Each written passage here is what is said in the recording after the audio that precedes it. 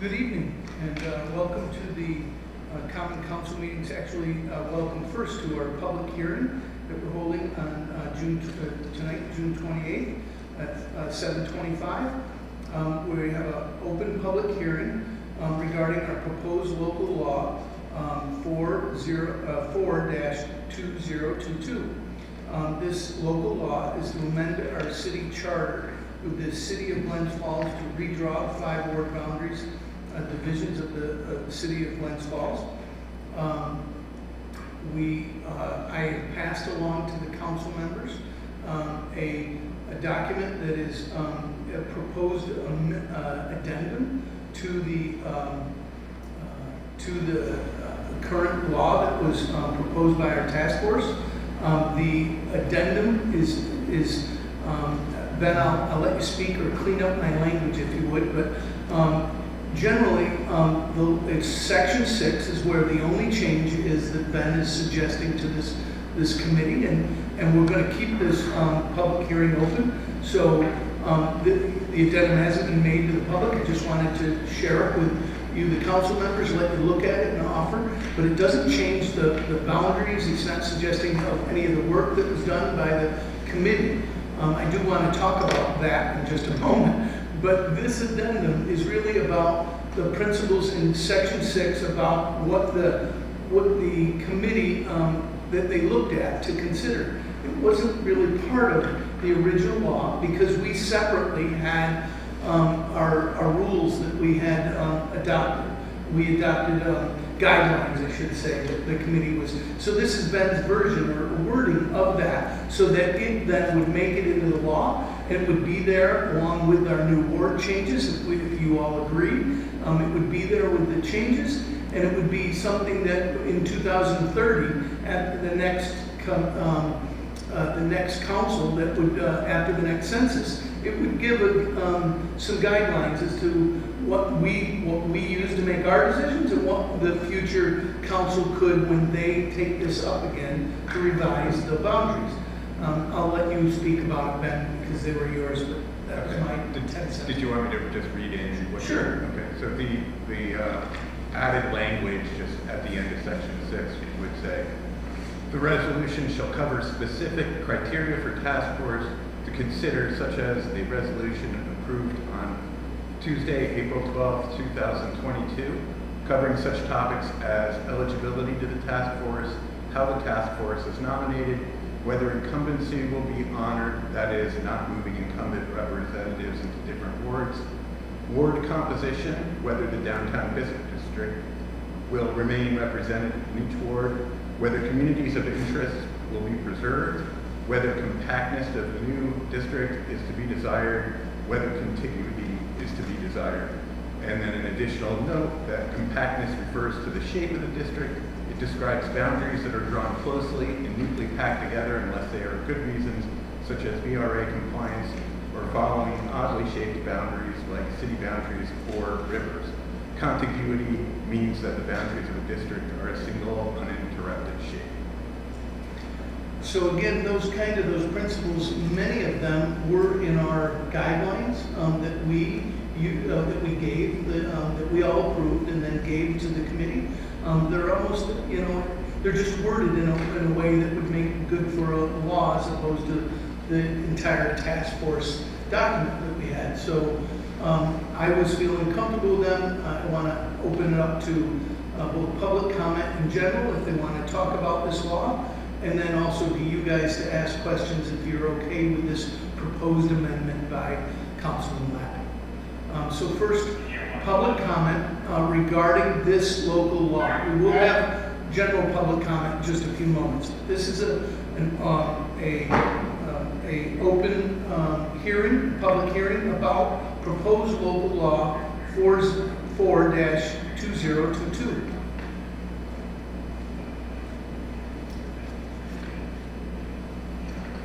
Can I address the second part since no one else addressed it first? Sure. Okay. Do you have a copy of that? Yeah. The second part, which are you talking about? What he just read off? Yes. Oh, okay. So his suggested addendum. So Robert Barkenhagen, a member of 19 William Street, a member of the task force. community interests, it's an interesting term, but what does it mean? In Glens Falls, in a 14,000 small area, to me, we all have the same community interest. It's Glens Falls. It's actually a term that's used for districting. Okay. So it would be things like grocery stores, churches, schools, parks. They might be things that people use to identify a particular community that they consider to be part of the character. Abraham Wing, Right. okay, right, okay. So today, guided on purpose, Robin, it would, the way I see it too, is that what Ben is saying here is that when they choose to look at this again in 10 years, when we have a new census, that they could consider that to be a determining factor, right? When we all met with this, about this several months ago, we thought it was good that the city founders left a part of each ward in the downtown district. Each ward had a piece. We thought that was a value, but we might have thought that neighborhood was, say, more important. We might have thought that the downtown might make its own neighborhood and therefore its own ward. We just heard a few minutes ago in your public meeting, if I'm not sure, but I believe what you heard is somebody say, maybe the arts district should be its own ward. And certainly the council, when they meet again, might decide to do that. They might think that's valuable. Go ahead. I'm under the impression that wards should have nothing to do with really anything other than population and compactness. That community interest is nice, but the thought of the arts district being a ward to me seems a stretch. That's my personal opinion. Yeah. The bid, now that might be a ward. There Because you the go. downtown, the business improvement district Sure. collects the money from the owners and they use that for the benefit of the whole city, which is, I think, why we are where we are. I'm a huge proponent of keeping the downtown corridors in each ward. I think it keeps each councilman having to work with their own neighborhoods and having a voice in downtown. If you were left without a voice in downtown and something big was happening down here, you're left without the clout that you were given as an elected official. Just one point with this. This isn't advocating any particular thing. This is just saying these are things to take into consideration. I get it, right, and I understand, and I'm saying as a member of the task force, or Yeah. not sure how deep we would be able to look at that. We would be able to consider it. It would be a thought. Really, this is a numbers job. This is all about numbers. It's all about making those numbers match and making those wards. And you talk about compactness, or it's mentioned here, and we talked about this before. We're a postage stamp here. We're all compact. There's nothing that's reaching out beyond anything. It's not like you're driving 10 miles to find your nearest constituent, or your farthest constituent. We're all right here. It's very compact. The map that we've gone with so far has it's all connected. There's nothing. The only thing that's not connected is in your ward where it goes over to West Mountain, and there's nothing we can do about not connecting to that. Are we going to address the second part yet? About 10%? Yeah. No, just, Thank you. not yet. Thank you. And Rob, I think that I would just like to Does say. anybody have any questions for me as a member of the task force? No? Yeah, I do, Ron. Are you going to continue? Absolutely. I'm proud of the work we've done. I like the group. I really am, yes. Awesome. Thank you. Thank you. And so I think that to restate what I believe to be Ben's intention is that the next committee, the next council would have those things and they could consider them. I think we are in agreement. Robin just said, I don't know how you do that, and I think it's important every piece. That's what we thought, but we might not, right? Well, I won't, in 2030, I certainly won't be mayor. And so whoever is though, and the council will be able to examine that. They might put more weight on Ben. They might agree with us now and think that that a downtown should be part of it. They might also think that in just about 8 years, let's see, this will be the end of your second term if you stayed with us, right? Your replacement might decide that the first ward, the East End, is more important be all the East End and include Hunter Street, and you don't care if a piece of downtown is, right? And the West End, Jimmy, you're, right, the Fifth Ward might become the West End. That might be, those neighborhoods might be more important. This just allows them to consider the people that come after us to consider those things. And that's why I thought it was a reasonable addendum. Any other thoughts before we move on to the second? I don't think we can lose sight of what really was important. One man, one vote. That's right. I mean, that is why this whole redistricting went about. That's correct. So, you know, Wholeheartedly. I think everybody agrees with that. Or that's why there is no change of the suggestion of the map. But now what I want to do is let you know that I'd like to pull this. It was an email from the same local attorney who suggested that we were out of compliance. He's the one who drew our attention to this. His name is Mr. Caffrey, and so he made this suggestion saying this, and what he's questioned is, so let me explain. The council, we asked this task force to make recommendations to bring it into a line with one man, one vote. And that state, the federal guideline says 10%, to be within a 10% difference. And so the task force looked at the total 2020 census document that said how many residents we have.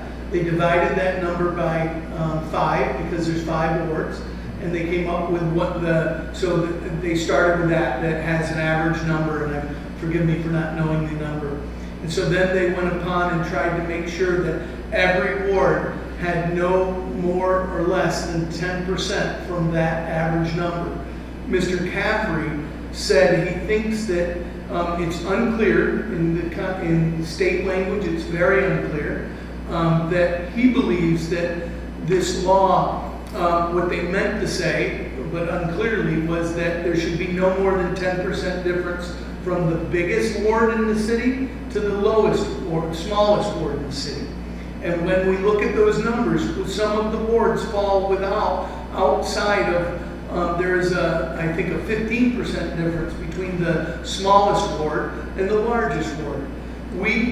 I've spoken to council, and we don't know that Mr. Caffrey's right, but he might be, right? And we don't want to do anything that could even possibly be outside of the purview. He states some outside articles that suggest that his thinking is that of his interpretation of the 10%. So what I'm asking you to do, the council, is to table this law, to allow the task force to go back at it and to look at it. They might need to add 100 people from one ward and subtract 100 from another, so that all are both within 10% from within each other, and then from the mean, so that both possibilities of interpretation of what the 10% is achieved.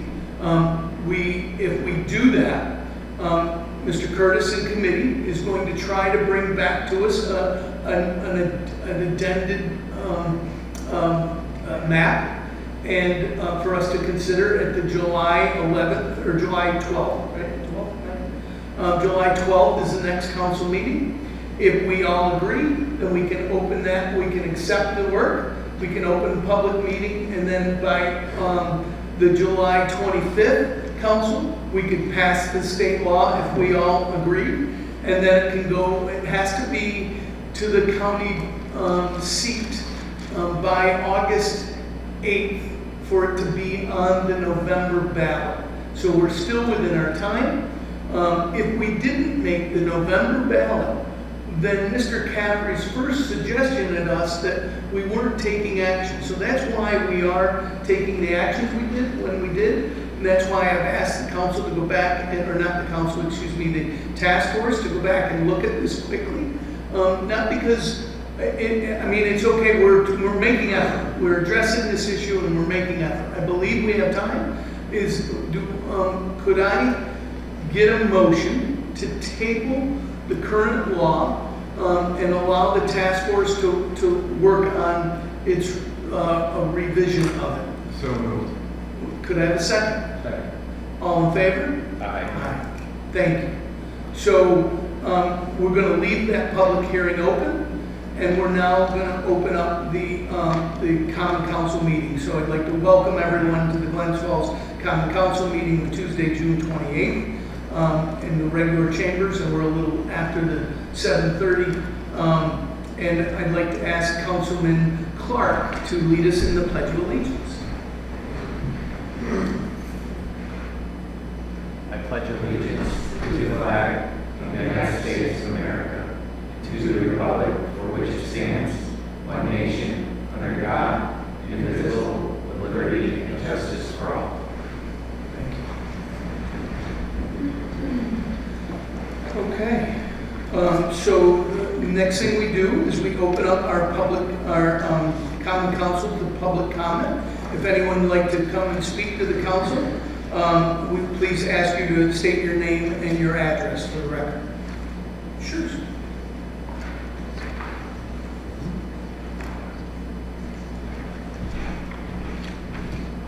Yes, my name is Dan Pinkowski, Dan. 27 Boylston Street, Glens Falls. I've been having a hard time getting some questions. And one of the first things I had, and I haven't got an answer, who's the ADA coordinator for the city? Karen? Mr. Pinkowski seems to believe that our ADA coordinator is Bernice Gray. I can't hear you. I said, you seem to believe that our ADA coordinator is Bernice Gray. Not true. I asked her, and she said she's the mayor's secretary. Right. And whoever the coordinator is, he or she has to be certified by the state or the federal government, basically the state, because this is a state and federal law.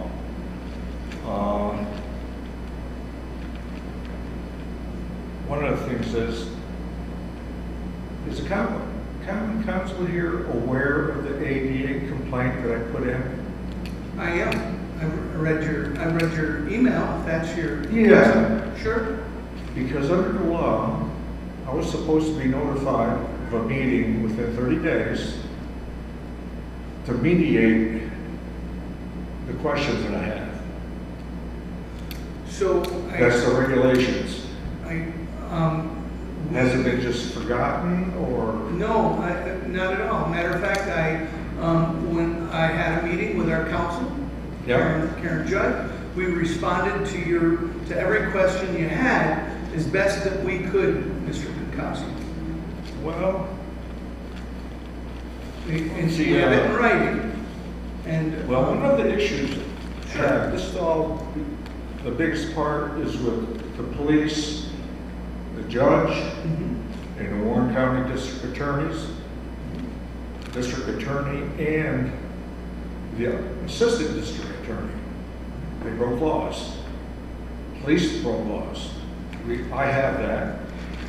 And one reason it's going under the ADA, Title II, it's an unfair trial. And that goes under the ADA. And since it's a federal complaint, statute of limitation is 4 years.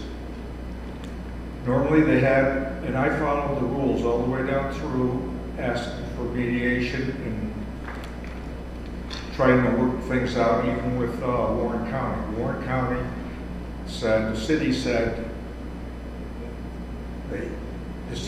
that Warren County is supposed to take care of it. They said, no. The city has to have somebody here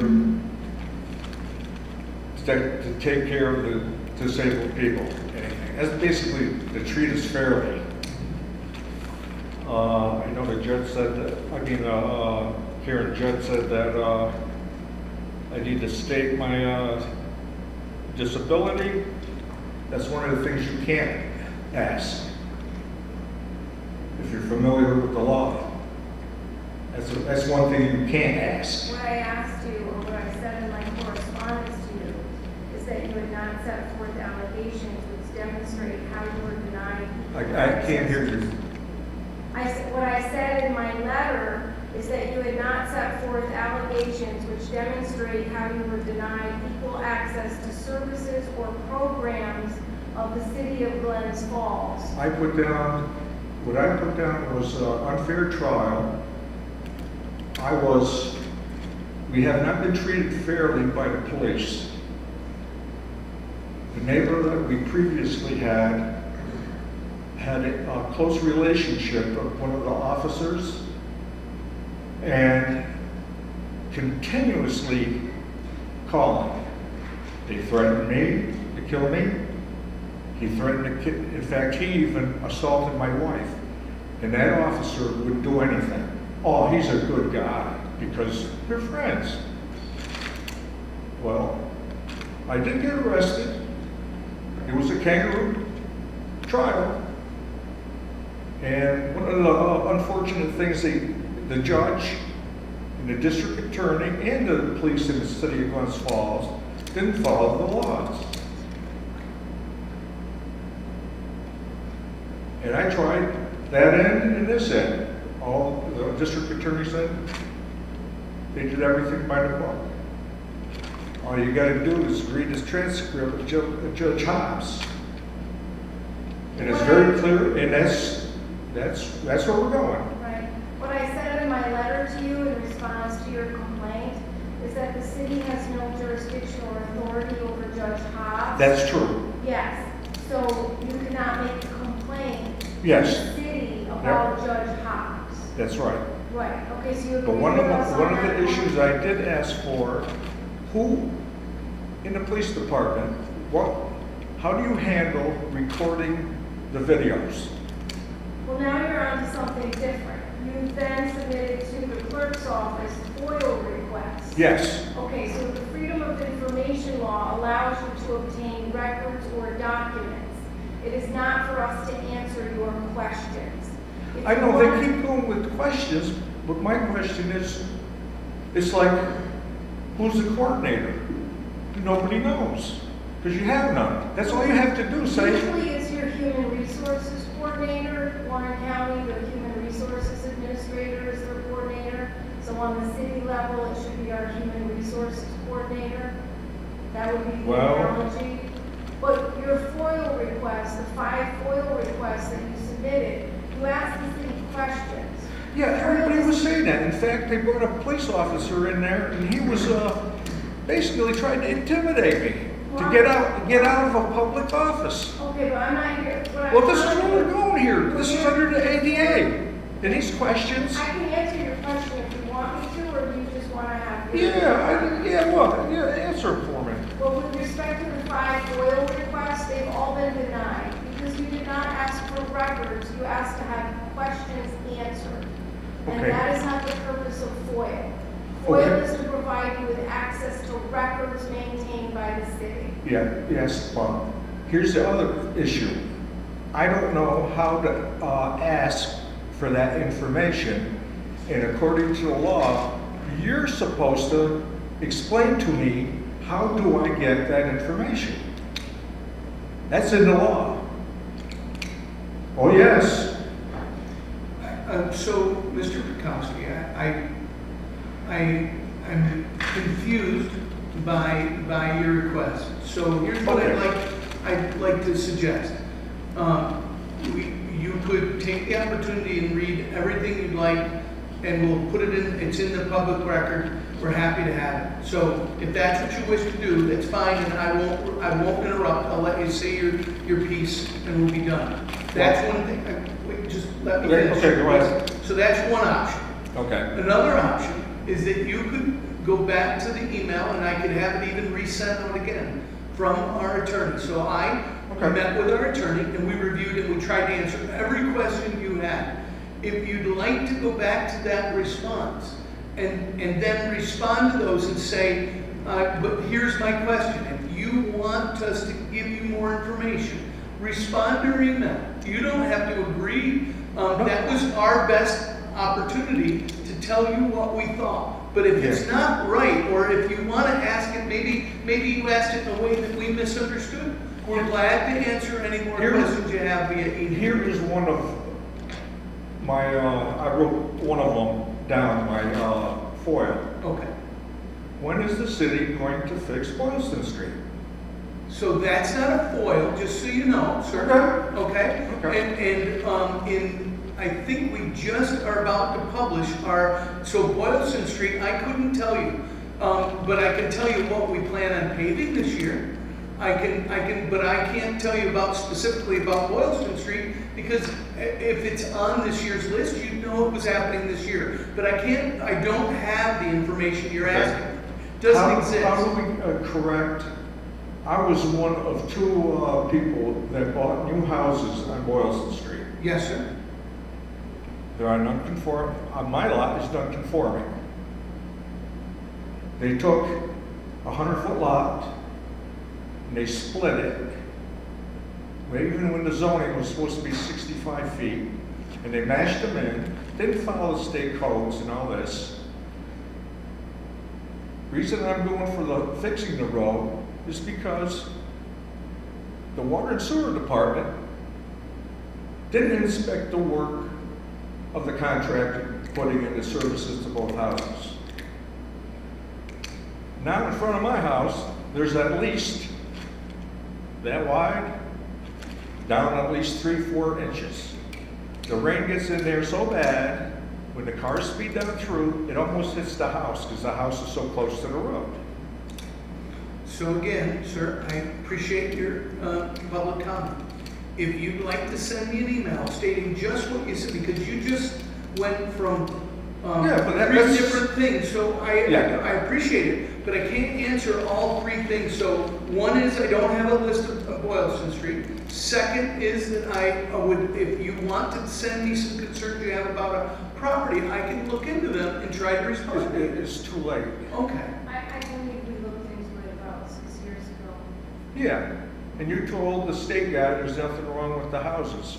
I got a letter from him that you stated that, and it's still, they're still out of spec, in fact, the lady next door, when a truck goes down, her whole house shakes.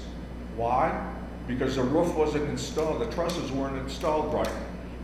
I had to pay for a guy to go up in there, do structural work in there to stabilize it. I had fire hazard. I mean, it was a mess over there. It was you saying that. I didn't hope there were building inspections, sir. No, but you told the state I did building, not. they came in and he said I should sue everybody that worked on that house. So maybe you're misunderstanding what Karen, our city attorney does, but I can tell I you. don't trust her because I got that letter. Okay. But as far as write something down for me, how to phrase and get an answer. If you just want to respond to the email that we've given you, or you can send me a new one if you'd like, sir. I did, I sent it. I know, if we responded. No, I sent it in another foil and we had a disagreement today because they were saying it was, the original one was done, Yeah.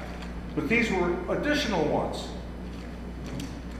And I asked just how come I haven't received a written answers? Gotcha. To that email? Yeah. So can I ask you to resend it to me tonight, and I'll respond tomorrow? Okay, Would that be fair? we'll do that. But as far as what's gonna happen with my complaint, do I just file suit in federal court? I suppose so. If that's Okay, that's probably the easiest way, and that way everybody will get a chance to explain what's going on. Yes, sir. Okay, thank you. Thank you, sir. Any other public comment?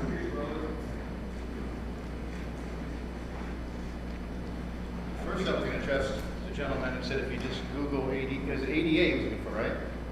Yes. ADA Warren County, Todd Launch is the director. He's got his phone number right here. And Glens Falls doesn't have one because you don't have 50 or more municipal employees. Thank you. So as far as the task force, back to where we were at, and what we're gonna try to do. We really are gonna just go back to numbers. We think we can get this done in time. We're gonna meet next week, hopefully with Sarah Frankenfeld again. We're close. I think today when we looked at it, I immediately said, okay, we do this, this, and this. I think we put you back in two, and then we have a basic plan to get there. So hopefully we can get this done in time. But I'm really concerned about that August 8th date because the council meeting after that is the 9th. So if we get it by next week, it'd be great. We'll have the public hearing and a chance to do it. That's right. If we struggle by getting it in before the next one, will we be able to do this, a public hearing and a vote all in one night? We might hold, no, we wouldn't do that. What we do is try to hold a special meeting, a special council meeting or something. Or we could always, if we miss the deadline, we miss the deadline, but that would turn it back a year. So try not to worry. Do the work of the council and, or do the work of the task force. And if you can get it to us by July, so we can have a public hearing on the 11th, that would be great. Okay. If we can't, we'll cross that bridge when we get I there. think we can. It shouldn't be a problem. And again, back to the average or the within. It doesn't state it clearly. I think what we did is compliant right now. But I understand that we want to make the extra step so as not to face a lawsuit. So, all right. Thanks, guys. Thank you. Oh, Ron, is that a public meeting? Absolutely. Yes, absolutely. So, do you want to say to the microphone with the My name, did I forget? No, just the date and time. Date and time of the meeting. The meeting will be Thursday, what's next Thursday? Next Thursday at 7. 7, right? Downstairs on floor 2. It'll be a public hearing, or public meeting on the task force. And it's 6 p.m. or so. 6 p.m., thank you. Okay, so now we have a presentation by our city assessor regarding the continued work with KLW on our reassessments. Everybody knows Sue Magnet? Does everybody know? All right. Good evening. Hopefully everybody survived the reval with your constituents. On the final day of grievance day, Robert from KLW was here, so we started speaking about the future, and he had said how much he enjoyed working with the city, and he just loved the city of Glens Falls and would like to continue working with us. And I said, well, work something up, and I can present it to everyone and see what you say. So Before you talk about the future week, so everybody realizes that the state has accepted our reassessment and said, looks great, right? for 100%. 100% reassessed.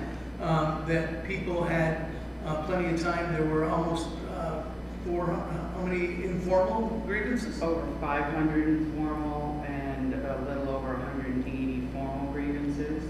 So those all in our Board of Assessment Review Committee met with everybody who formed a grievance, negotiated with them, asked for information. Everybody had a chance to bring in and say, look, my house isn't nearly worth what you said, and here's why. They got information. Sue and her team provided them all the information they needed to say why they thought that was the process. We had many people. I don't know if you as council members got any feedback on that. I got a lot that was very good. They appreciated the work that was done. Many times the homeowner was rewarded for their diligence, and that assessment was lowered a little. And some people were just extremely happy with the whole process, and Robert and the team. So I wanted you all to get a chance. So that's where we stand. That's now done. Where we are in that process is where somebody can form, if they don't like now they had a chance for informal grievances, then they had a chance for formal grievances, and that's over. And now finally it's the Yes, the decisions for grievance have been mailed out, so everybody should have gotten them. Some haven't, the mail slow. If they don't like the decision of the bar, then their next step is for a SCAR hearing. small claims. If they're a commercial company, they will do an Article 7. Does that make sense? And Everybody then if understand? that fails, we'll just start all over next year. And when are those due? So it's when are we supposed to know when, if someone's filed a SCAR? They're allowed to, they can't file a SCAR until after the final roll, Okay. which is Friday, July 1st. July 1st. Anybody have any questions? I think there's state aid available for reassessment if we do it every 4 years. It's in the packet. It's in the packet. It's in the packet, Okay. yeah. Okay. So we as- plan to. Assistance for typical reassessment. Okay. First, Okay. yeah, that's what Robert had discussed with me. Okay. Go ahead, now, go ahead, now go ahead and tell. Now I can just everybody read to you what you all Sorry, have in I front of you, apologize. and I just probably wanted to read. make sure everybody knew where we were in the process, I appreciate it, sorry.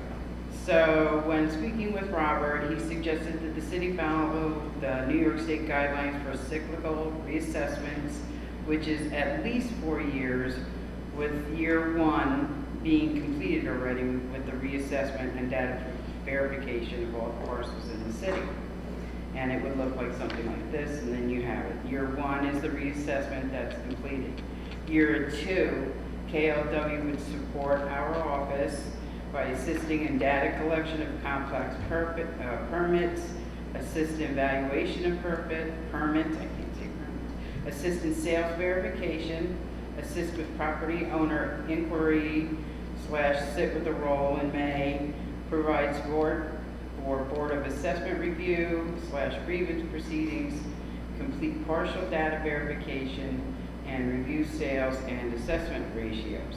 The same thing would be for year 2, and then year 4 would be another reassessment.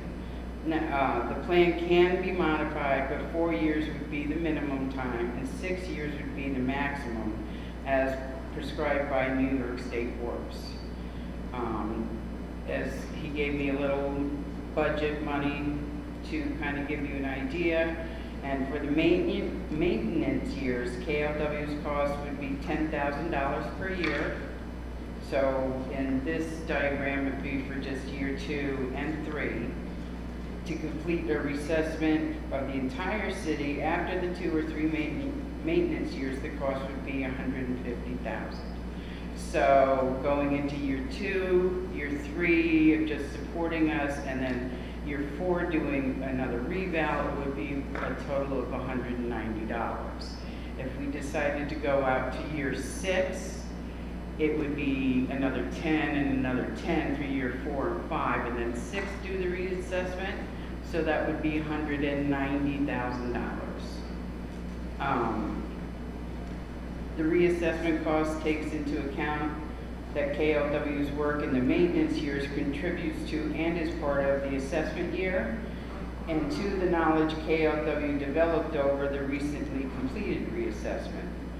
So if the mayor and the council wish to go forward with a defined plan, Robert suggested we schedule a meeting with Steve Peluso from Orbs. He's our head guy that helps us in the Warren County. He's like the northern part. To put together a plan that New York State Works will approve. This way, if there is money available for reimbursement, the city would be eligible to receive it. The maximum is usually $5 per parcel, but it depends how many people get in there. Usually it could be $2 a parcel, but it's something. And How many parcels we have? 5,700, a little over 5,700. And then as an ending, Robert just wanted me to let you all know that KLW and he would love to continue to work with the city to maintain fair and equitable assessments for all property owners, and that it was a pleasure working with everyone, and he thinks Glens Falls is a great city. And he'll be back. But in my opinion, it is cost, instead of him not keeping up, because what he'll do is grab a neighborhood and analyze the neighborhood, see what the trend is, if it's up or down and those things, and keep on those things. So for another reval in 4 or 5 years for 170 or a little longer, 190. That's, to me, that's a good price. If you did it every 5 or 6 years, we're gonna save roughly $100,000. Yeah, we can't push this off to another council. We need to make sure we do this and set aside monies where we just can't do this anymore. It's cost effective to keep going. Right. Because if we just said now and then hired him 6 years later, he'd be starting from the beginning. We'd start from And scratch. it'd probably be $350,000, $400,000. And we're be back in the same boat we're in now. And it's just not, it's not fair to the taxpayers. And we just can't, I'm speaking for myself, I should say. You have a hard But time, I'm in good conscience, I can't do that. Yeah, I agree. Can you go With through you- this? with what you just said, Joe. I'd like to see us shoot for every 4 years though, so we can try to get the state aid. But Do you think if it's more than 4, we don't get it? And, well, we'll find out when we meet with that's them. what the. No, I website- think theirs is, it goes 4 or 6. We'll find out. Steve recommended the 4. The state website says that. it- Everything's, what I attached here is the cyclical assessment and then how it works. Okay, it For just, the it years. says here to be eligible, assessing units must commit to conducting reappraisals for all properties at least once every 4 years. Oh, I don't know if there's. And I actually think, because I just looked at it, this, I think this is what I filled out last year for them. so For the state. if it's 4 years, so I'm trying to think, so if we do nothing, the state recommends you do it at least every 4 to 6 years, right? So let's say we decide I don't agree with this, but I'm just trying to give you some food for thought. If we waited 6 years, it would cost us roughly, and this one costs us $305,000. So let's call inflation, that's $320,000. So over a 12-year period, it would cost us $640,000. If we do it every 4 years, and if Diana's right, I was thinking every 5, just to meet that recommendation in the middle, but let's say we did it every 4, it would cost us $100,000 year 1, $100,000 year, or excuse me, $10,000 year 1, $10,000 year 2, $10,000 year 3, then $150,000. So that's $180,000 every 4 years. Multiply that by 3 is, sorry, But the next step We already is, completed regardless, your- the next step is to go to the Office of Real Property Tax Services, and then we'll have more about what specific the criteria are. sure, you didn't. Yes, that's what Robert Because it says from suggested, this, is to have everyone have a meeting with Steve and Yeah. Robert and me. and the document is 5 years old, so things may have changed. Yeah. They always. I think, Mayor, we move forward and set that meeting up. I think it's only fair to our residents. And then every year you could just Businesses. put a little aside for the 150, Absolutely. so, you Or know, testing things. Yep. yes. We never have to go through that again. No. No.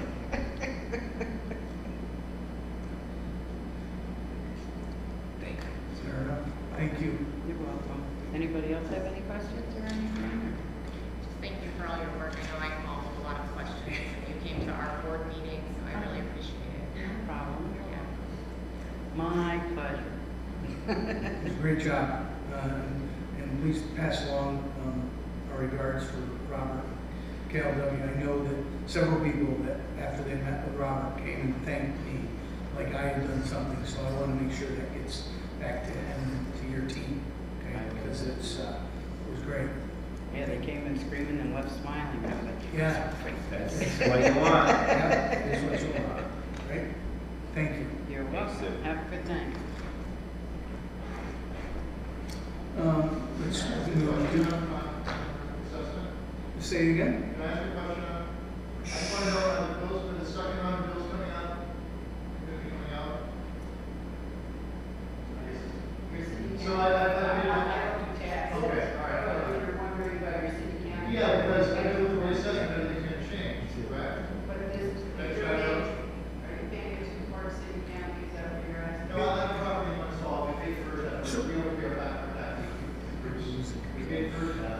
So, Rob, why don't you can ask us in public comment, or if you, at the end of the meeting, if you'd like, or you can, or you can just speak to us. Yeah, I think he's confused about that, because of the fact in his text. Yeah. So, with that having been, let's move to committee reports. Councilman Clark. No report. Councilman Donahue. Yes, we have a report. Here we go.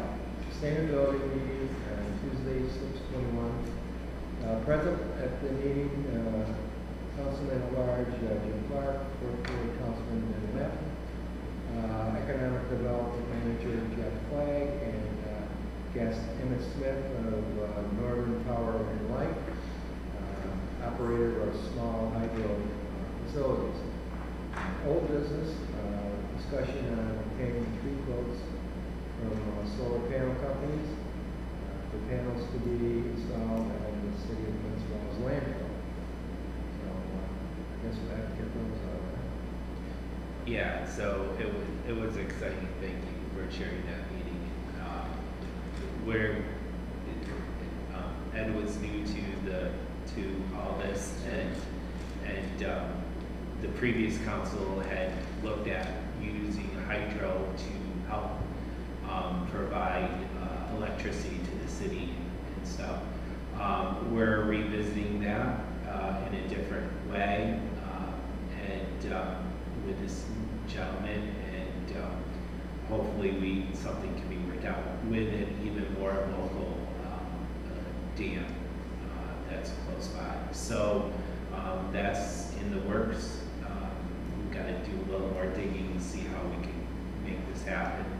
The other thing was looking at doing an RFQ for the solar panels and putting that together to go out and again provide utilities and electricity to our city. So exciting stuff, and if we can get these 2 things going, I think it'd be kudos for us, and us really being leaders in some of these areas. So that's did a great job. Appreciate it. Okay. Thank you. Councilman Landry.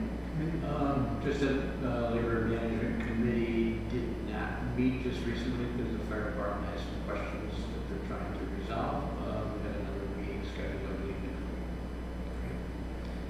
Councilman Power. The Recreation Committee met yesterday, right? Yes. Yeah.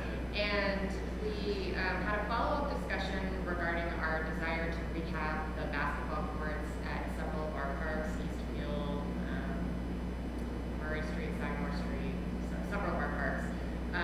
We had Jeff Flagg and Pat Dowd in with us, and we discussed several funding sources and kind of came up with what we think a tentative plan may be. I plan to discuss that with you, Mayor, and see what your thoughts are, and then we'll go back to committee and continue discussing, and eventually hopefully bring some proposal forth to the council.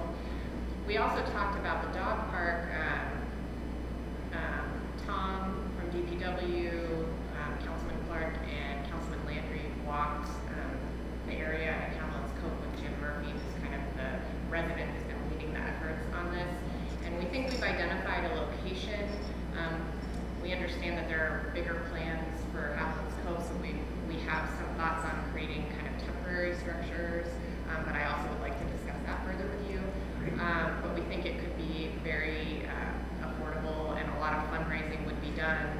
DPW could do some excavating for us. So, and then we had a kind of an interesting discussion about sports tourism in terms of youth sports and how active so many people are in that, and how we would like to bring some of that to make sure we're getting a share of that in Glens Falls. So that was what we talked about, and I will report back after we make more progress. Thank you. Councilman Lepp. Yes, special projects met on June 21st. One of Fourth Ward residents, Bill Lowe, came and had some comments about trash haulers. So we were talking about maybe possibility of limiting pickup days or times to certain things. One of the things we were going to do is reach out to different hauling companies to see, you know, what the feasibility is of that. There was also brought up the possibility of a single hauler, but I don't know if there was how much will there was for that. We also talked a little bit about overnight on-street parking. I brought up the Complete Streets policy with Special Projects and with Sustainability Committee. I sent that around to a list of stakeholders. So it's in draft state right now. I've gotten some feedback from a couple of different departments, and I'm going to continue making some updates. And I'll be bringing that to the Board of Public Safety meeting next month. We also got a little bit further with the taxi cab. We had questions about if we're going to need signage for where the taxis are going to be standing or loading. And the council at large gave me the list of the taxi cab streets, so that I'll be bringing that to the Board of Public Safety on the 13th as well. And I'll be meeting with Pat Dowd on Thursday, talking about complete streets. And also today for Technology Committee, some of us, a reduced set of us, had a meeting with Stored Tech. I'm going to get the WISP to Bobby to have her take a look at that. We discussed some things. I'm going to just kind of write up my notes and get that around to the rest of the committee and talk more about that and probably bring it up in the next council meeting. Great. Thank you. And Councilman Lapp, I did speak to Pat, because I know he had been coming to your meetings and stuff, and I made sure I said to him that really I'd like him to communicate and work with you and bring Jeremy, our engineer, in, because if we're going to, so I know we had previously adopted this Complete Streets thing, but then I don't know that we followed through on the process, right? And I am finding that throughout our departments, right? The process is where some things slip through the cracks. And so I want to make sure that Jeremy, what we say, look, this is, I shared with him your checklist, right? Your suggested. A draft. A draft. That was a checklist. policy. So Yeah. the policy had never been, or if it did, it got lost in the mists of time. Right. So, and he would be the one that would be looking, that we'd be asking to make sure he implements it. So kind I of, right? gave him I sent him a copy. of You the did, draft. good. Yeah, he's a So, stakeholder. Yeah, oh, great. And so anyway, I just wanted you to know I was That's good. trying to make sure that connection was made so that we could understand how the process could work, because just passing it is the first half of the deal. We want to make sure that we implement. So that, thank you. I appreciate you doing that work, and with the other committee as well, the sustainability, technology committee. Thank you. So that's it for committee reports. We'll move to voice vote. Resolution 1 is a resolution approving the minutes of the June 14th, 2022 meeting of the Glens Common Council. We have a motion. So moved. All in favor? I have one issue. Sure. Is that the last meeting wasn't May 14th. June 14th, sorry, I said. But it says right on our packet. Gotcha. So that we amend that to the Sure. 14th. Yep, That was it. gotcha, thank you. So we had a motion, and everybody okay with it? Thank you. So roll call vote, I'm gonna pull, item number 7. So we're gonna pull, and we've actually had a motion to do that, to pull it and keep the public comment open, and allow the committee to come back and report to us, an amended, thing. So, resolution 2 is, does anybody wish to pull any other of these things for discussion, pull any of these items for discussion? Hearing none. Resolution 2, so it's a roll call vote. So resolution 2 for council to approve the creation of a full-time civil service position, social work manager, GFPD, the salary not to exclude $70,000 annually, as established by the city of Glens Falls as attached. Resolution 3 is to accept the lowest quote for the removal of city trees on the current removal list as to date from Tree Care by Stan Hunt Inc., Queensbury, New York, in the amount of $31,450. Resolution 4 to increase general fund revenue account A00999-2680 insurance recovery by $4,814.52 and increase general fund expense account A23310-4479 electrical and other contractual services by $4,814.52 to reinstall the decorative light pole at the intersection of School and South Streets. Are we increasing both those accounts? We increased and Increase the revenue and the expense. yes. You got Okay. to match up. Yep. Thank you. Resolution 5, to authorize and approve the City of Glens Falls Community Development manual payments in the amount of $19,842.59.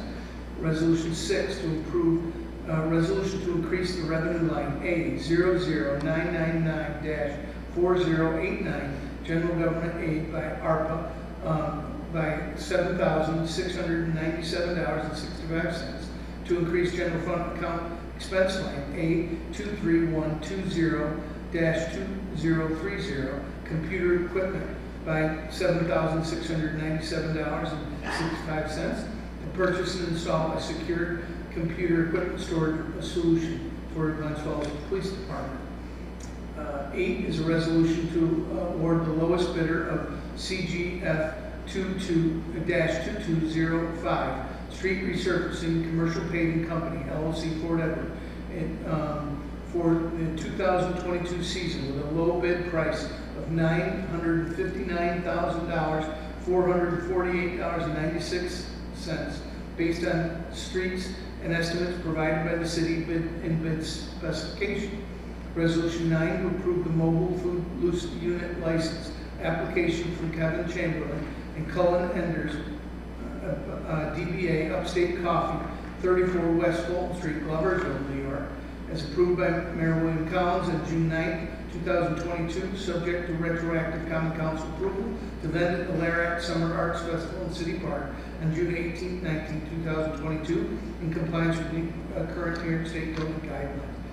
10 is a resolution to approve the mobile food unit license application from Haley Gerard, DBA Jenny Joe's Smoothie Bar at 9200 Street, Glens Falls, New York, for 2022 seasonal 6-month license to vend in the city of Glens Falls from June 29, 2022 through December 29, 2022 in compliance with New York State COVID-19 guidelines.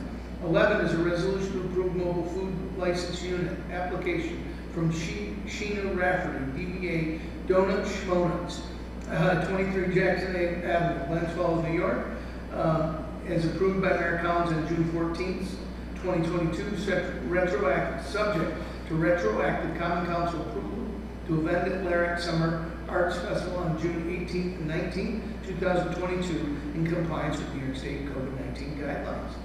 And Resolution 12 is a resolution to approve the warrant. Do we have a motion to go to roll call vote? So moved. Do we have a second? Second. So roll call vote, please. Councilman Lawrence Clark? Yes. Councilman Donovan? Yes. Councilman Landry? Yes. Councilwoman Palmer? Yes. Councilman Latta? Yes. Thank you. And then we shall go to old business. Councilman Clark. Been walking, driving around the city and starting to notice more and more piles of yard debris showing up on the sides of the road. We are in the midst of bagging our yard debris, so I just want to take a moment to remind our citizens that they need to bag their yard waste so it can be picked up on a weekly basis instead of lying on the street just rotting away. So, thank you. Thank you. Also, I do want to thank the mayor and this council for approving the paving list. This is unprecedented amount of paving we're doing, and we all should be very proud of that, and our residents should be as well. So we're going to be doing a lot of roads, so that's exciting. Thank you, sir. It would be old business, Councilman Dunn. Nothing at this time. Old business, Councilman Landry. No business. Old business, Councilwoman Palmer. Just want to remind everybody that there's about a half an hour left to vote. If you have not, if anyone listening has not voted, hold them until 9. And I just wanted to say congratulations to all of the graduates. This has been certainly an unusual time to be a student, and I think that the teachers, administrators, coaches, everybody deserves a lot of credit. I saw a lot of smiling faces. I have an 8th grader, but I was reading about all the high schoolers, and I just want to congratulate them and thank our school staff and educators. That's it. Thank you. And old business, Councilman Lapp. I had a constituent call and was having a problem with a neighbor having backyard fires. And so this was, burning wood, and it's technically illegal in the city. The smoke aggravates his asthma, and the fire pit is, he says, 10 yards from his kitchen. He's tried to address it with his neighbor. I reached out to the fire chief, and I think we have a plan together, but I just would like to appeal to people to try to take into account other people's needs when you're having backyard fires and so on. Thank you. Anything further? Just July 13th, there'll be a Bike Glens Falls Take a Bike and Take a Bike event. It'll be a street demonstration of what more pedestrian, biking, and transit-friendly streets would look like in Glens Falls. It would be right around Queensbury. The logo is awesome, by the way. I think that's. I had nothing to do with it, so that's why. Well, whoever designed the logo. That's great. Take a bite and a bike. New business, Councilman Clark. Yes, thanks, Mayor. Just wanted to remind everybody, last night was the first band concert in City Park. It was an absolutely incredible evening to take in a free concert. And they're, with the exception of next Monday, since the concert will be at the band shell, they'll be back in the park again. If anyone has an opportunity, it's a quality performance or from 7 to 8:30, and it's just gives you that hometown nostalgia that you think about in a small community like Glens Falls. I happened to peek over at Councilman Landry's stuff, and I will not take his thunder away regarding the firefighters. So I will defer to my colleague in the second ward for that. Again, when we talk about hometown feel, and this is what I'll let the councilman talk about that. I also, piggybacking off from Councilwoman Palmer, graduation, we had 2 individuals in our Glens Falls School District retire from their tenure. Paul Jenkins, our superintendent of schools, and Chip Corlew, our athletic director. They've served our school district. Actually, I was on the school board when we hired Paul. They served our school district well, and I will miss them. We will miss them. I wish them well in their retirement, and I know we have some good people taking their place. So I'm excited about the future of the Glens Falls School District. And the last thing I just want to say is we just had a local elected official pass away. Bill Kenny, the former county 5th Ward supervisor. I had an opportunity to work with him when I was in the mayor's office. There was if you wanted a fighter in your corner, you get that guy. And I'm Councilman Landry can speak as well about. He believed in what he fought for, and he represented his constituents in the city well, and he will be missed. And my thoughts and prayers are with the family. But I just wanted to let people know that Bill was a great advocate for the city and the county and for the residents of the woods. Thank you, Mayor. I appreciate it. Thank you. New business, Councilman Donovan. Nothing this time. Councilman Landry. Thank you, Mr. Mayor. What Councilman Large Clark was referring to is there was a picture on Facebook just recently of a couple of our city firefighters on their way back from a run buying lemonade from a couple kids on the street corner.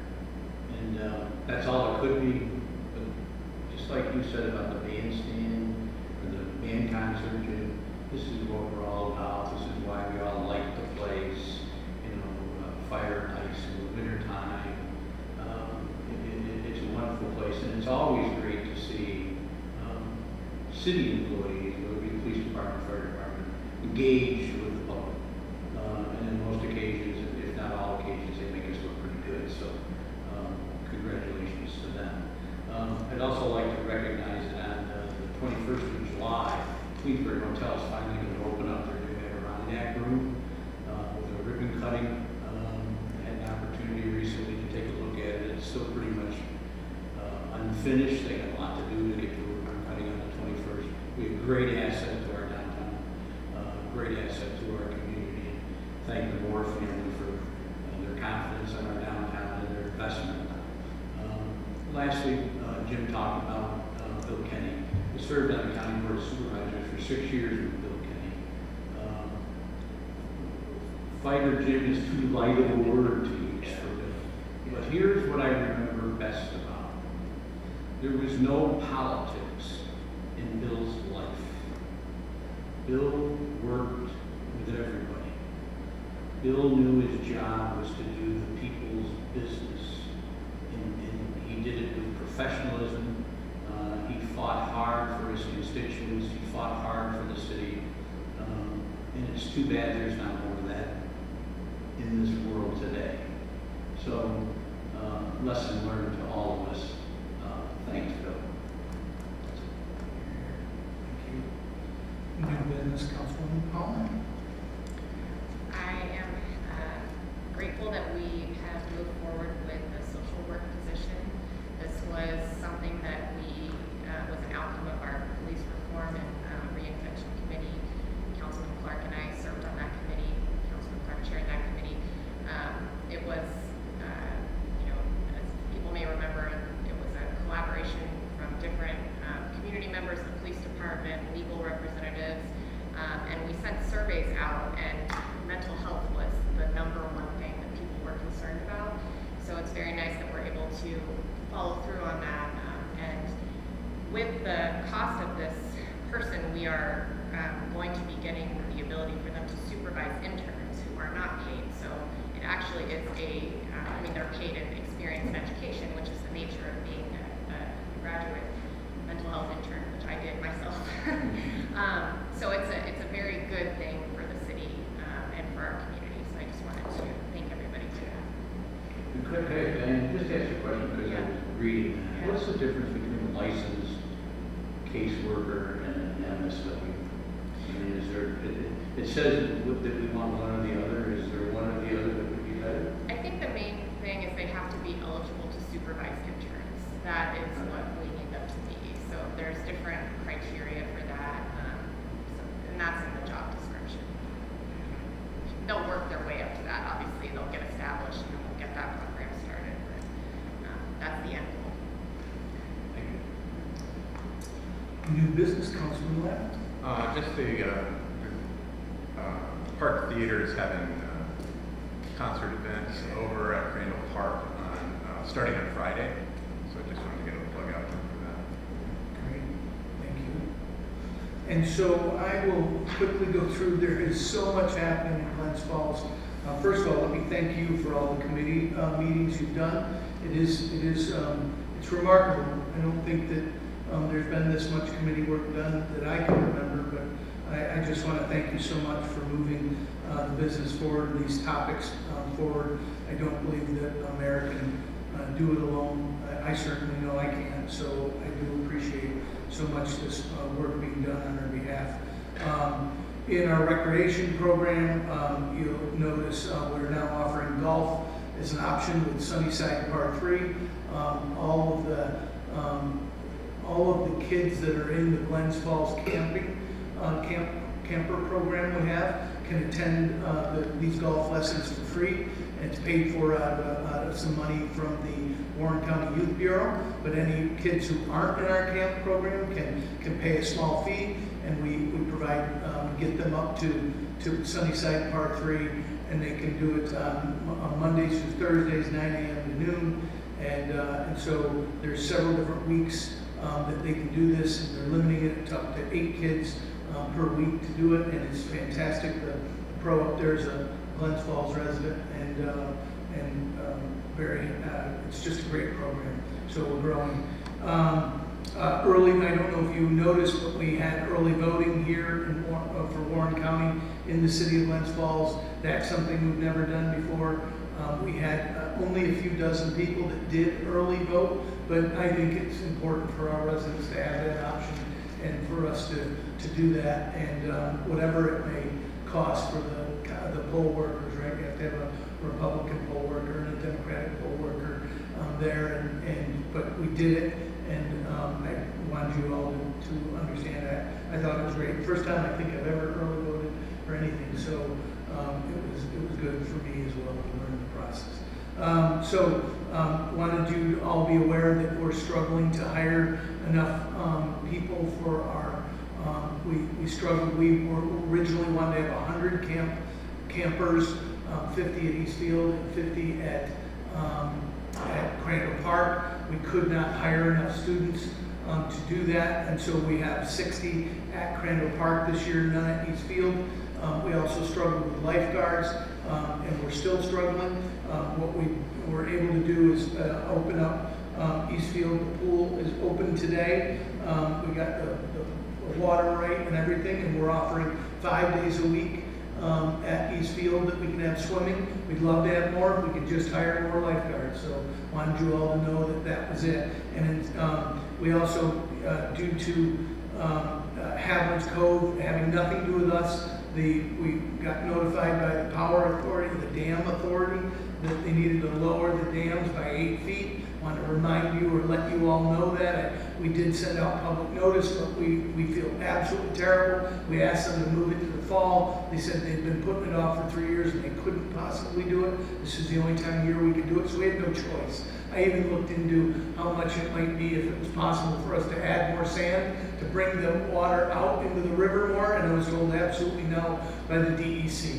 So I did everything I could to try so we won't have Haviland's Cove open this summer, and we feel terrible.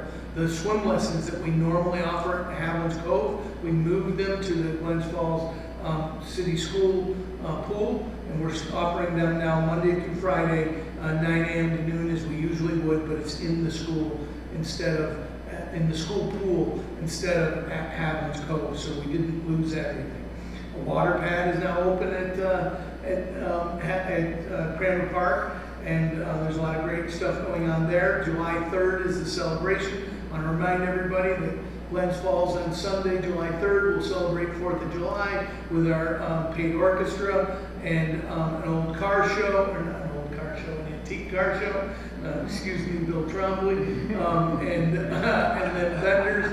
So that is all happening, and we have police support, DPW support, and fire department support because we'll have fireworks following this, and that is all fantastic event, and I get to be there this year and welcome people, so yeah, I have a little role. They promised to give me the hook after a minute or two. DRI, so this is the last, so you all, I want to thank those of you who could attend the public meetings we had regarding our downtown revitalization initiative.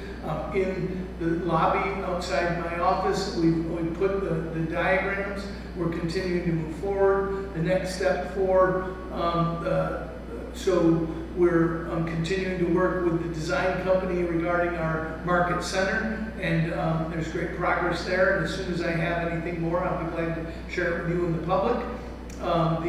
The next steps for the Spring City, which is Bonaccio, subsidiary of Bonaccio, is they will attend and go in front of the planning board with their plans. They've submitted the applications, and that'll be on the next step there. It's a great program, a great project. If you have any questions and left over from those meetings, please just come and ask me. I'm excited to talk about it. You'll see job postings coming up. So Diana talked about the new position that you've now approved tonight, but the head of the head of Public Works position is being posted. We're trying to also list that on, say, Indeed and some networks, some electronic venues, as well as just being on our websites. I'm sorry, did I say DPW? Thank you. Building and Codes.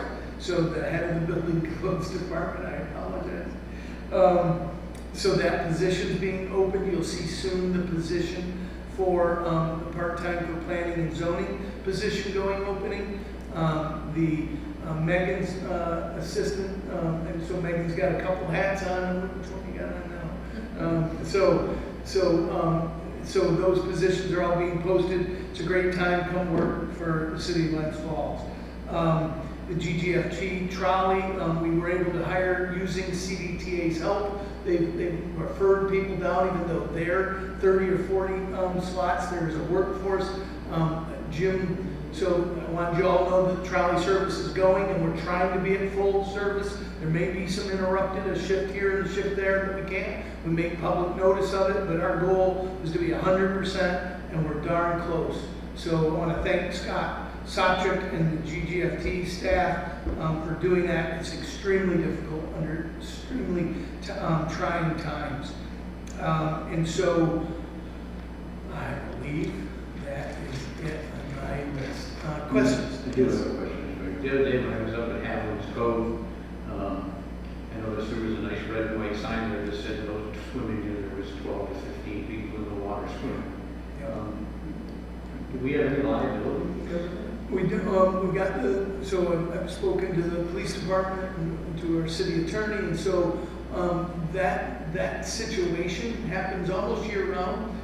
Even when we are open, like the moment we close and we shut the gate, they either park at the gate and walk in and go swimming. So we've made the public notice, and that's where we stand as far as liability. We've done what we can. We'll also add additional people in. We're going to continue to try to open up the bathrooms. We still will be renting out the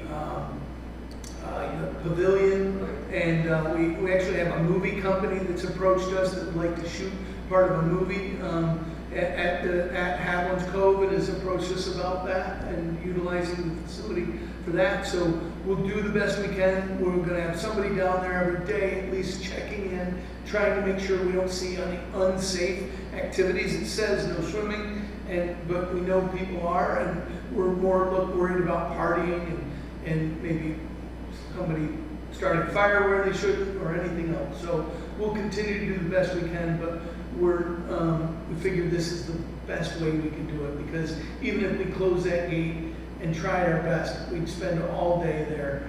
There's thousands of people swimming in Haviland's Cove every year. It's a great asset, and we feel terrible. So we're just doing the best we can. I had someone Yes. give me a call when you're talking about the city tree survey. If that could be put on the city's website. So the technology committee is looking at a way to, one of the software programs they looked at was See-Click-Fix, and they're looking at others, and they're trying to help us figure out a way to do that. But there is public access to that. So if they just send me an email, I'll be glad to share it with them. It's a public document. And also, we use it, just so you know, so that's what, when somebody calls and complains about a tree, first thing we do is look at the database, see whether it identified it. Then we send out somebody from DPW that assesses, is this tree new? Even if the database says this is a good, healthy tree, we send somebody to verify that information is correct. Then we make a determination as to what to do with that tree.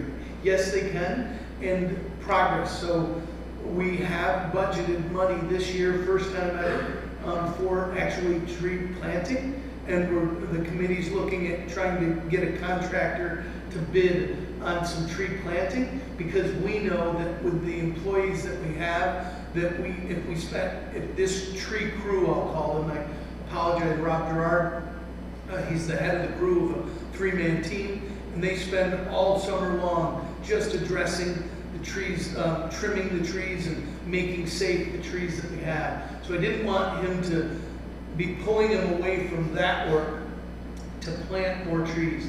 So we're going to work with the community and the study and buy some trees and get them planted this year, first time in at least the last 10 years. Thank you. All right. If no one else has any, public comment?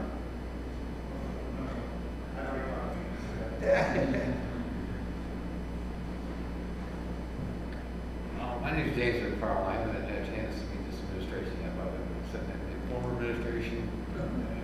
But one month one of those, I remember Jack Diamond. He did an outstanding job as far as I was concerned. Great. Like, I mean, it's in a town. I had a problem when I was living on East Side Streets with my sister. Most of the kids were coming through with skateboard. And actually, I came to the mayor's office. He came out. I was like, I wish I came to them today. I can't do nothing tomorrow, but we'll be done in 2 weeks. And I come home one night and I'm looking. The man lived up to his word. The next thing was I was Jack Diamond. So, last administration, I got much to say. You know, and I'm not sitting there trying to make the bus or anything else, but I came down here over concerns in the DPW.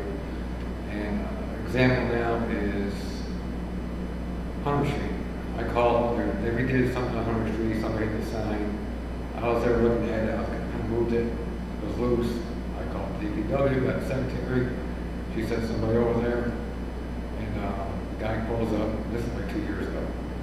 And he goes, you know where you live, right? I'll bring us back later. I haven't seen that sign back in the corner since. And I know they're working on the road, they disturbed a little bit of the asphalt coming into my landlord, which is corner of Twin Bridges. And I've been, we can sing all the time. I work all the time. I work pension prime. I was actually just got out of work a lot of overtime. I do my own construction gig. And I maintain the properties and my neighbor's properties, he's a disabled vet, and I got across the street. And so I stay busy all the time, so I really don't see no excuse for this. I'm not sitting there trying to say anything bad, but I know when I was working with the state, I know this, we need holes in the streets. I called about open exposed hole in the street. They said, well, we're waiting on concrete to dry. Well, I do concrete my whole life. And I know for a fact when we're doing state work down in Alabama, we had to make sure we did not leave that site until that hole was filled and covered with steel. And I actually thought the bridge street there, they go to stores going to pension prime. I know there was a hole there, a couple of cones that were hit, bent over. And actually, when I was walking to work to my neighborhood, on my starter fuse by accident, the old DPW lights, I know this went there 3 weeks in a row, there was a washout. And I've never been to this courthouse since COVID or whatever, since that point. And I went downstairs, see the guy at the desk, he was right here before, I said, I'll talk to somebody about a hole on Fidelis. All right next to his curves, I was running down there, or kids on skateboards, bicycles, and we're down the main sticker going on top, been that way for 3 weeks now. I've been hearing you guys talk about people redo certain roads. I'm not really going to sit there and complain about a lot. I'm just wondering, as far as me being in the community, to actually being a renter of actually property maintenance. I'm going to sit there and say that I've been held accountable for anything that goes on as far as code enforcement. Even in the codes, I mean, I was immigration, you know, they come down here, get the code from the court clerk's office, go down there from the secretary's desk. I might have been a sarcastic vote, but this guy was being something else. I am not going to be honest with you. And I took it down there, I said, you need to tell Chris to read this for you, comes back in my yard ever again. And he calls the landlord, which we're all friends. I said, Al, you know, he needs to read the codes of this town before he comes to somebody's yard. And the contact, when he came to the yard in the first place, the second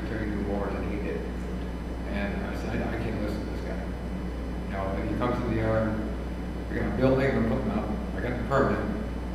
And he says we're on top of everything in this town. Well, if that's the case, how come we're on top of my neighbor when she would off her back porch and read her steps, read everything?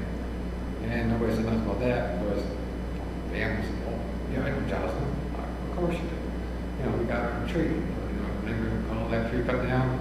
She'd drive up and we got her a tree. And she's upset about the tree. You know, so this woman's always on top of my back. I try to just come home, go to work, and relax, be neighborly, but not too neighborly because I see what gets me. And I'm kind of like, I'm really kind of tired of that, you know. And we had an issue with the trees, we found we're wrong about the trees, our tree line was. 100th Street, I guess, goes on an angle, the property line was like this, and also the property line got moved from here to here. And so, I'm just kind of sitting there saying as far as me being a contractor, I know how to do the property. And I haven't really had the best relations with the DPW. I mean, like I said, I had to do their day. They paid $581 over something like 4 to 3 years ago in front of Vince Canale's office, old office, about that store money. And basically still the same way it was 3 years ago. I mean, it's just, at some point you just wonder, I sit there and watch these guys, they're more at stores than they are actually at work. And I see them sit behind the dumpsters at Cumberland Farms. I take my dogs out every morning. My roommate wakes up at 7:12. He's a manager at Marathons. So I got a routine with the dogs. I take them out. I know this guy just clocked in. He's my neighbor across the street. Don't know his name. Never met the guy personally. But he works for DPW. 7:14. He's backing out with a white Dodge. At 7:14 in the morning. Something you took a city vehicle into your property and you're backing out at 7:14. Just clocked in. And while we're redoing the house for Alfred Eldridge, our county waste slash now Twin Bridges, I was sitting there watching when Chad was working there, living there, and he was working with DPW. I didn't know anything about the guy. Next thing you know, Chuck was there 2 times in the morning. Then afternoon they switched out, they went to a pickup. And they went on every single day. I'm thinking in my mind, these guys are so scared to leave home. Why don't they just stay home and save taxpayers money? And it's kind of to that point where I can come down there and report something. And she's thinking I'm just, you know, she's taking offense at somebody telling somebody's not doing their job or something. She just gets rude, and I'm not sure if it's the same lady there now, it's been a couple of years. But I've been noticing certain things here lately. I just, you know, I don't know, I want to do my own apron because it was a joint driveway. I don't know, some years ago it was all put together as one big driveway going to the neighbors. And I'm kind of tired of the neighbors and everybody's doing the fence, so, you know, my landlord said, you know, they start off nice and they take you for granted. I told her and her tenants to stay off the property because I could get mine throw a truck and forward back to another car up in the pile around his property. So it's kind of, they can do what they want to do, but we can't do anything we want to do type of scenario. And so I'm wondering as far as apron-wise, because it was established now, if I pay for the whole thing and do the whole job myself, what do I need to do this apron that I want to lot? So you covered a lot of material. Yeah, I'm basically trying to delete the code enforcement because I've seen his actions. Okay. And I'm not sitting there trying to say that he doesn't know what he's talking about, but I actually had to get another guy's opinion. Was doing the stores, and he said that guy's an idiot. I said, So, but you had at least one question Yes. For me, and that was, what can you do about an apron? well, the neighbors are, you know, like, it's kind of like we're nice, and then all of a sudden they get too overbearing. Like, Do you want to know about what you can do about an apron that you put in for 2 properties? well, what it is, it's kind of setting down where it was like an old realty building at one time. So the backyard was more parking lot, was tied into the neighbor's driveway. Yes.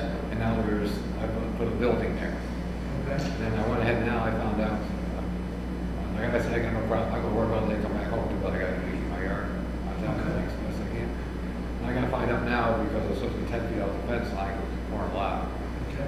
And, I gotta move my building. So I'm trying to cut, because the neighbor's like, I'm not a survey. The survey was here, now it's gone. You know, and my landlord was basically, he's not good at health-wise, basically, corner, like Twin Bridges and all that. But, Scott Earl, he's my partner for a long time, and he bought all these buildings, and he has no constructional sense. I try to tell him to come up here, and because we have to get sign from a survey from him from the county. Sure. And we haven't heard nothing about that, so we just kind of take it as, what do we do here, you know? So, do you have an email? You use email? Yes, yeah. So, my email is just mayor@cityofglensfalls.com. Okay. If you send me an email with a question, you gotta explain some things to me.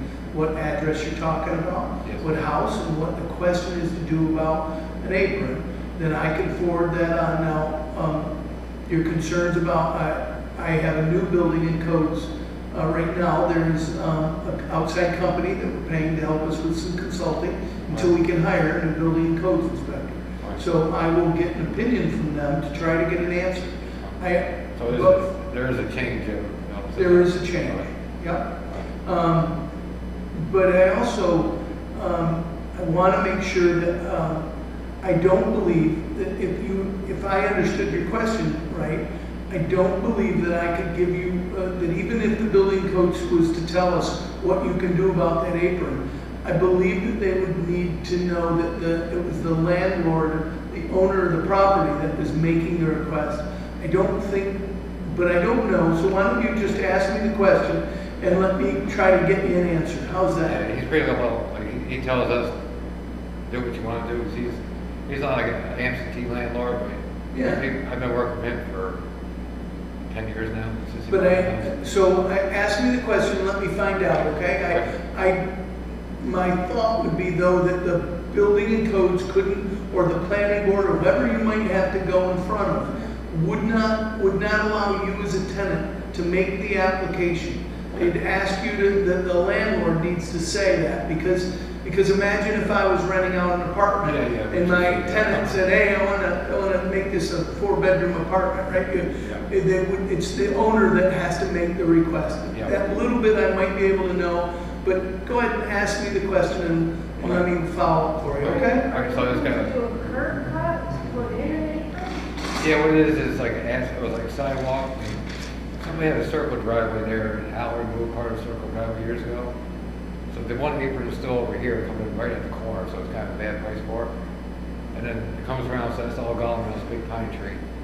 And then it goes up in a hump, and it went through the sidewalk, the actual asphalt. And now the other side was getting all hammered in, where it's all dropping. There's like this little small curve that's pointless, it's almost gone. And it goes to the neighbors, like it's still on ours, but it's on her driveway. So it's like an apron there, it's half ours, half hers, and hers is this. So it's probably a curb cut application that you've got that the landlord would need to fill out maybe you can help them fill it out. But I believe that needs to be done. Okay? Yeah, thank you, sir. Thank you. Have a good night. You too. Is there anything that we can do as far as, I'm just throwing a suggestion out there, as community-wise to help out with this, like, I know sidewalks are bad. I mean, as far as- With the curb cut, No, just sidewalks in general.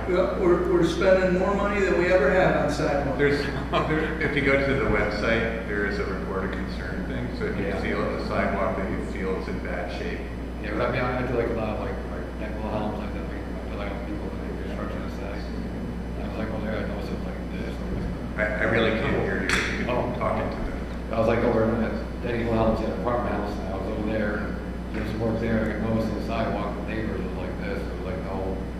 Yeah. Now it's the tree.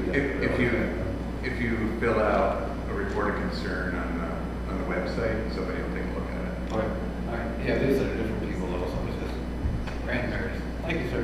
Thank you.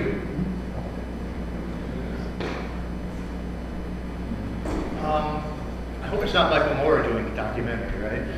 I On know. Hamlin's Cove. Joking. Nobody I know, but. Reassessment, is reassessment hit our taxes this year or next year? Well, the reassessment is about the property values. Right. And the reassessment is now completed. Correct. And accepted by the state. So that happens this year, Okay, so it will affect our 2022 taxes. 2023 tax. Okay, that is So what the I school tax. School tax. There you It go. goes into effect July, the final rule is filed July 1st. Okay. This week. So then what I was saying before, so like with my property index avenue, we pay our first half of the taxes in the first year. We pay our second half of the taxes in the second year. Will I get a second bill reflecting the reassessment? Yes, because the rate goes into effect July, the final So bill after- that's filed July 1st. So after July 1st, I should get a new bill. Yes. Okay, that was my question. Great. Yes. Right. Thanks, That's guys. a challenge. Yeah. if you disagree. Yeah. Yeah. July Yes, 1. sir. So the county and the city is based on our budget for next year. So that's what. That's why I was That confused. Right, yeah. I guess we'll see. Thanks, guys. Thank you. Not having any other public comment, do we have a motion to adjourn? So moved. All in favor? Aye. Thank you. We are adjourned.